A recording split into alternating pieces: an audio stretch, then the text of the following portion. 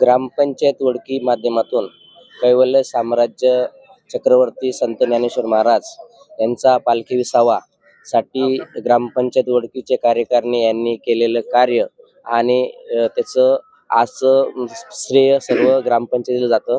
त्यांनी हा जो विसावा गावाने बनवला त्याच्यामध्ये ग्रामपंचायती माध्यमातून येथे संपूर्ण दर्शन बारी, त्याच्यानंतर मेघरमरीला CCTV कॅमेरे असतात, पूर्ण गावासाठी ग्रामपंचायत कॅमेरे बसवलेले आहे। त्याच्यानंतर इथं सर्व सुशोभीकरण ग्रामपंचायत माध्यमातून केलेलं आहे।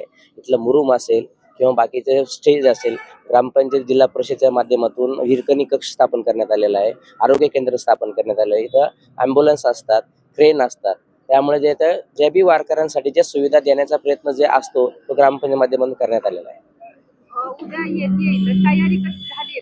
हो, पूर्ण तयारी झाली। आमची ग्रामस्थ वडकीकर ग्रामस्थ त्याच्यासाठी सज्ज आहे पालिकेचं स्वागताचं।